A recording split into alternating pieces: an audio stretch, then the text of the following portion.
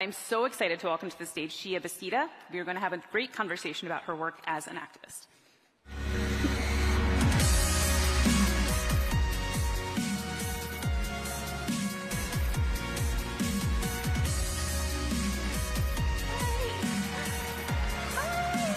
So good to see you. You brought props. I did bring props, I'm but you so cannot see excited. them yet. Thank you so much for coming. I am fangirling a little bit. I've edited so many stories about you, and I'm just so impressed with the work that you're doing. So I thought we could start kind of at the beginning. You started doing climate activism work when you were 15. When I was 15, I think I was thinking about boys and like getting my driver's license. So I'm very curious what got you into this space, and what did getting into the space mean to you at the very beginning? So I love this question firstly because I like to start by saying I did not start my climate work. It was my parents, it was my community, it was my roots. My parents met at the first ever climate conference in Rio de Janeiro in 1992 when they were in their 20s. So when they were my age, my parents were already doing climate work, which is even more impressive than youth activists today because we see the climate crisis in our daily lives. And, you know, my community, I come from an indigenous community in central Mexico called Otomi Toltec, and we have a lot of values around respect for nature, reciprocity, reverence, intergenerational collaboration, and seeing nature as an extension of us and us as an extension of nature. I always love sharing this detail about my language, which is that the word for skin is the same as the word for the outer layer of the earth. So embedded in our culture is the notion that we are extensions of the earth, and we have not been behaving in that way. You know, imagine a world where Category 5 hurricanes grow in over 2 days. Imagine a world where we are at 1.64 degrees of warming for 12 consecutive months, where our unifying story is a flood or a hurricane or a wildfire, and where over 1 billion animals can die in one single wildfire.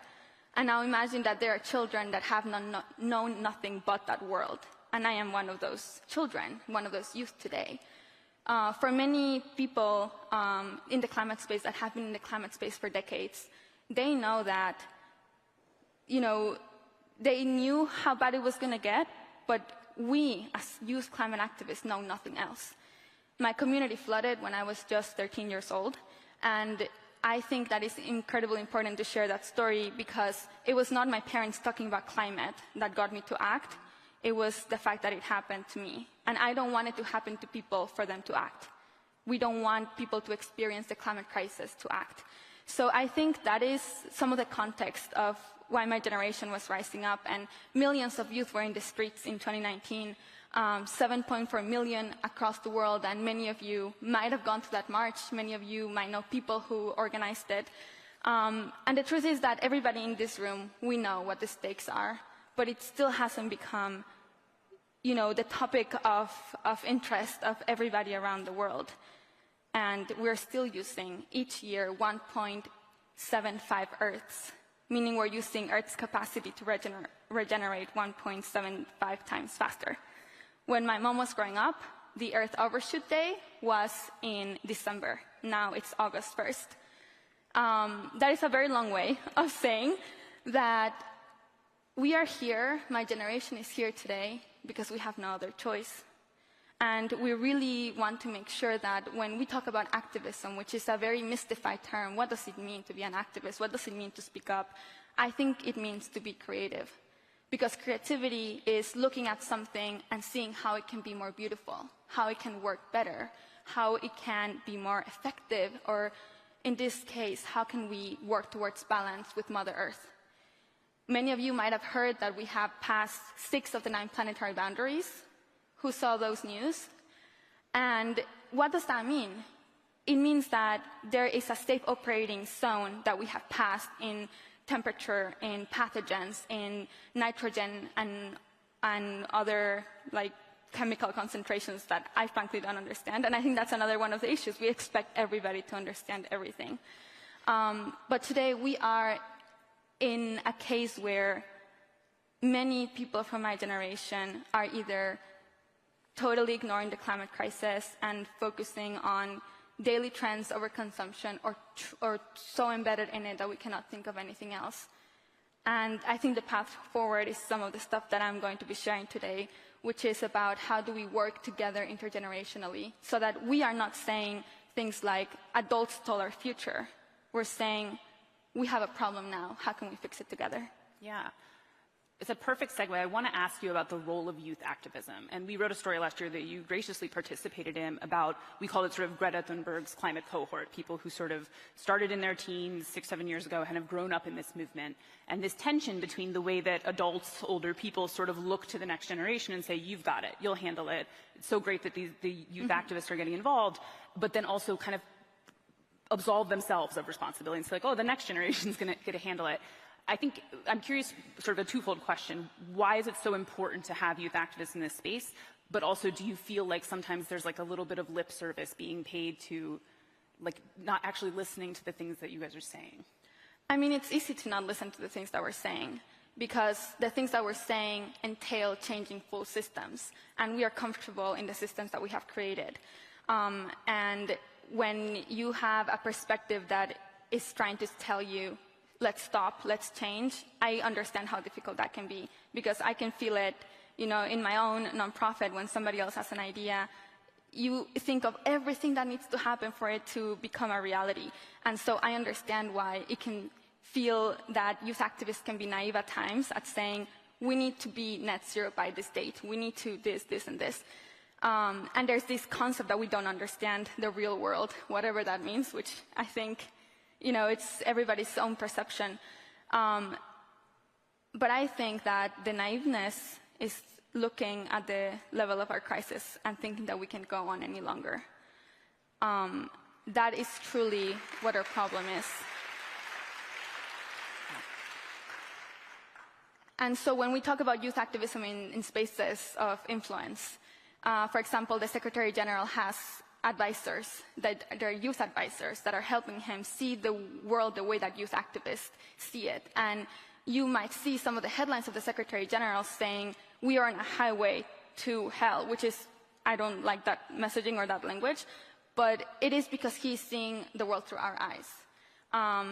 And then we see other companies, you know, embedding youth as advisors, etc. But having one call a month is not enough to truly include the views of youth. A few months ago, I was in this conversation where we had CEOs of companies and youth activists together, youth climate activists, and one of them said, I had never thought of talking with a youth activist because I would think they would just scream at me or something. And I think that's another perception of activism. It's confrontational and it makes you uncomfortable. And my question for the leaders out there, not only the corporate leaders, but, you know, also government leaders, is it not necessary to be uncomfortable, to change our minds, to see the problems, to be empathetic to the way that youth are feeling across the world? And that's why I think that every single company, no matter who you are, needs to have youth advisors, and not just one or two, because it's harder to stand up when you're just yourself. We need to have true cohorts, true inclusion, true implementation, because at the end of the day, we want youth to be able to shape the world because we want to live in it. We want our kids to live in it. We want it to be healthy and safe. So that is what we really are here for. And we know that that requires changing a lot of the relationships that have been built across our modern world, like sometimes adults have only contact with youth when it's internships or fellowships. We don't have intergenerational circles, like sitting around a fire telling stories, which is part of the way that Indigenous communities pass down storytelling and knowledge. So how can we even tap into Indigenous systems of thinking and being to improve and change the world that we have today?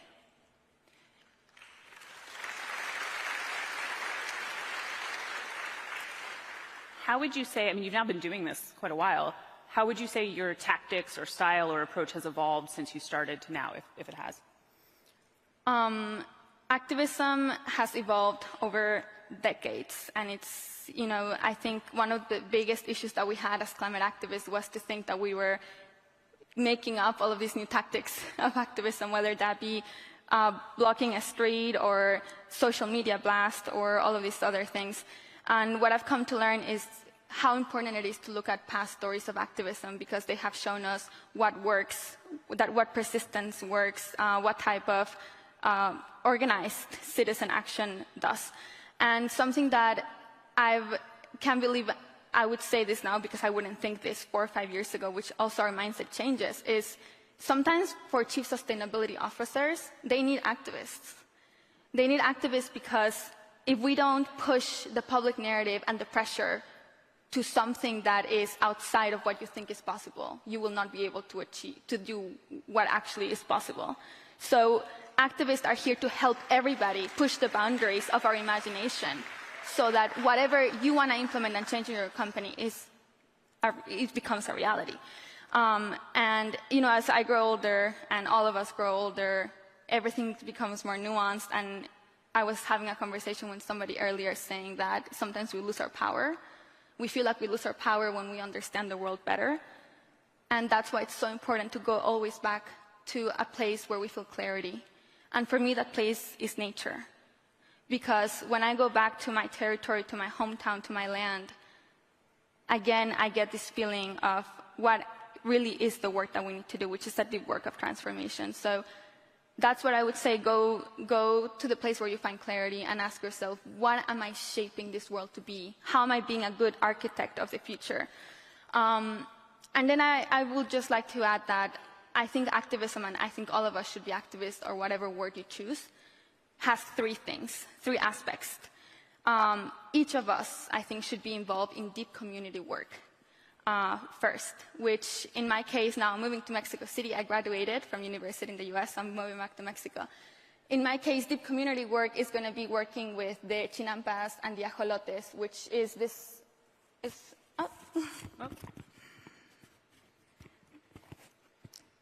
working with the Chinampas and the Ajolotes, which is this ancient system in southern Mexico City that was built by indigenous communities prior. And it's one of the systems that can generate the most food possible for Mexico City. So deep community work for me looks like helping the Ajolotes, which is, if you watched How to Train Your Dragon, that's what an Ajolote looks like without the wings. The second type of work we should be involved in is intersectional work. Because we're all in silos, we're in echo chambers, we need to reach out. One way you can look at it is, in everything that I do, I should hold the hand of somebody younger and hold the hand of somebody older. Because mentorship goes all ways, and we need to be able to think through this together. Another way of looking at it is, go to the places that do make you uncomfortable. If you're not in climate and you're here, thank you. If you're in climate and you're here, also thank you. Sorry. And for me, intersectional, does it work? Yeah. For me, intersectional work has also been going to the UN climate conferences. I've been to the past 4 COPs, which, my first UN conference, I was 15, which, that's crazy. But the language of negotiation is so incredibly difficult. Anybody knows what NCQG means? No, and that's climate finance, the biggest thing that we're going to have to worry about in the next 50 years.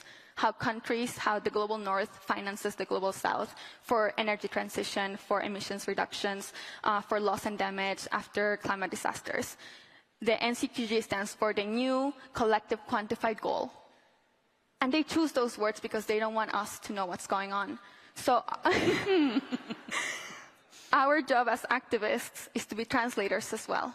Translators of the work that happens on the streets, of how we feel as youth, how we feel in our communities, with these entities that have so many barriers of entry that you need to read hundreds of documents to understand what the Paris Agreement is, what the Loss and Damage Fund is, what the NCQG is.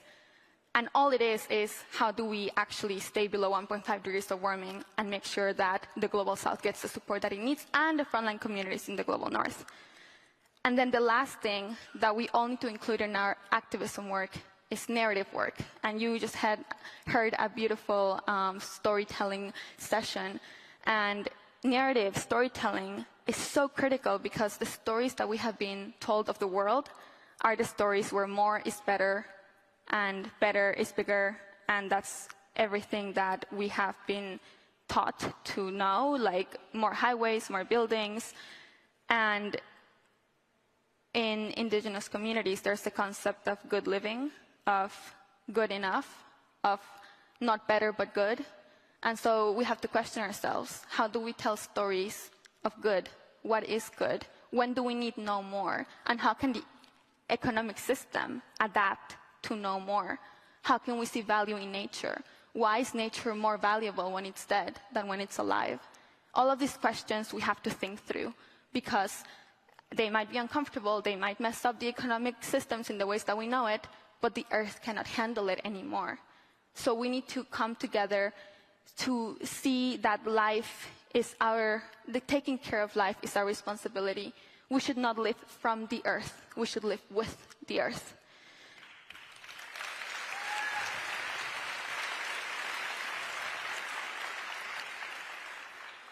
I want to give you a chance to talk about your documentary, but I want to ask one more question in this vein because, we're all here at a conference together. I would like to believe that everyone in this room cares about climate change and is focused on it in some capacity, but I'll just speak for myself here. I will take my flight home. I will put my lanyard down. I will sit on my couch. All I'm going to want to do is watch Love Island and think about nothing. I'm just going to want to space out. And so even when you care, even when you're invested in the cause, it's so easy to compartmentalize. Yeah. So I'm curious, having been to so many conferences, having done so much of this, what would you say to people that they should be taking away from this that probably isn't like go home, watch Love Island? Like, what is the thing that they should be taking out of this space? So you took my little spiel out of my brain, because I was going to show everybody the conferences that I've been to. My gosh. This is like 3 months or 4 months, I think. You might recognize some of these badges. Oh my. I mean, they're from different years, like this one, the Aspen Ideas. And, I like some of them that are wooden. Maybe we should think of that for all of them. That's not the point. The point is, why are we collecting badges as medals? Going to conference from conference. And that is not to say that being here is incredible, because now we have a shared badge. And all of us have this common experience now. And we're drawing this line of connections, and this in person is where we meet each other and when we can tell to each other how much we care and what we're doing for the world. But the question is, when we go back home and we sit down and we look at our schedule, what do we do? And I think, and this is a question I ask myself almost every week, right? Like, what am I doing now? How can I reprioritize the things that I'm doing to have impact, to lower the barriers of entry, and to take care of ourselves?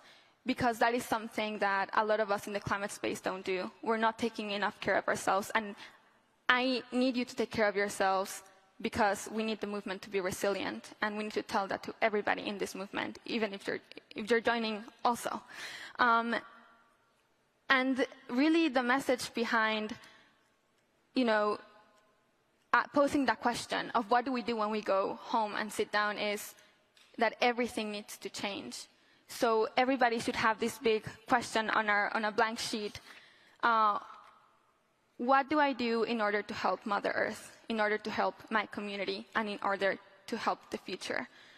And you might have 2, 3 things. You might have the things that we have been told work for 50 years. But what we really need is that type of innovation, that type of new storytelling, of new narrative, so that we go from thinking what world we're leaving to future generations to what generations we are leaving to the world. Who are we behaving as humanity? What are we doing on this planet? And it turns very philosophical very quickly, but I do think that is what we have been missing, a connection to life, a connection to nature, a connection to our climate stories even. Because many people, when you ask them what your climate story is, it is a story of sadness. And I think our climate stories should be stories of reconnection. There should be stories of when we fell in love with nature again, when we decided that we were going to be protectors, we were going to be defenders. And the last thing is, ask yourself what your superpower is. What is the thing that makes you stand out in a room?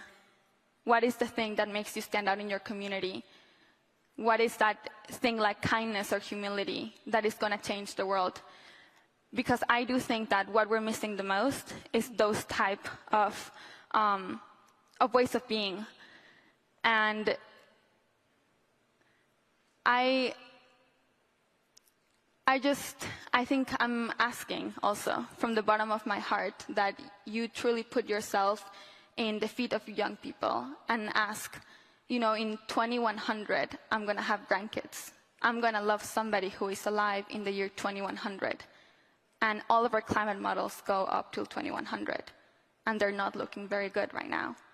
So how do we make sure that in that future that we're envisioning, it is a thriving, regenerative future? And all of us are here because we want to shape that world.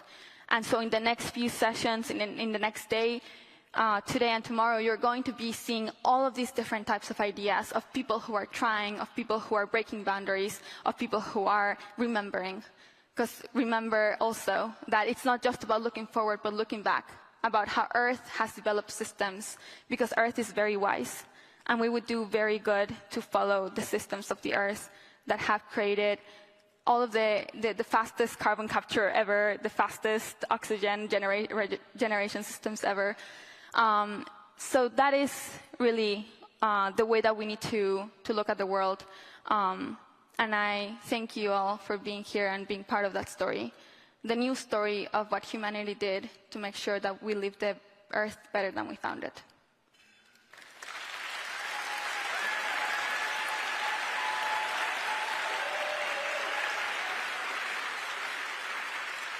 So we are at time, but in our last 10 seconds that I just allocated us, when will people and where will they be able to see The Way of the Whale, which is your documentary, or a documentary that you have been a part of?